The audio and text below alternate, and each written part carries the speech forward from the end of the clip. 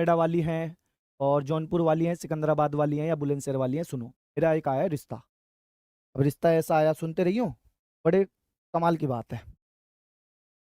जो मैंने पढ़ाई कर रखी है वो बड़े अच्छे लेवल की कर रखी है। मैं, आप लोगों को लगता होगा कि मैं भैया वैसे ही पढ़ के आ गया हूँ, मैं सिविल इंजीनियर हूँ। अगर आपको बताऊं, अभी मैंने बताया कि आपको मैंने सिविल इंजीनियरिंग कर रखी है, बीटेक कर रखी है मैंने।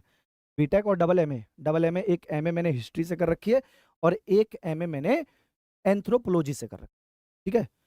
तो भैया मेरे लिए आया एक रिश्ता। लड़की पता क्या कह रही कि मैं होने वाले जो होंगे, मतलब मैं उसका होने वाले तो हूँगा। वो कह रही मैं एक बार लड़के से बात करूंगी फोन पे और मैं उसकी हॉबी वॉबी जानूंगी, तब मैं उससे बताऊंगी एक्सेप्ट करने के लिए।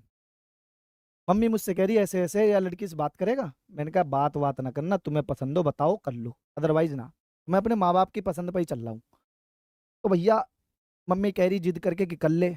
अब भैया आज उससे मैंने बात करी सुबह ही सुबह, वीडियो कॉलिंग पे।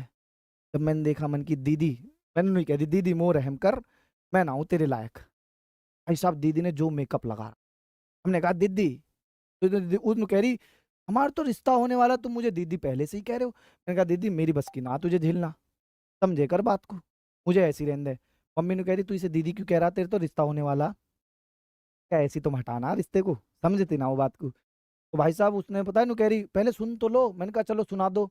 तो मैं यहाँ से हूँ, मैं ये कर रखी है, मैंने वो कर रखी है, और पता क्या कर रखी है, बीए कर रही है, थर्ड ईयर होम साइंसेस हो। बताइयो,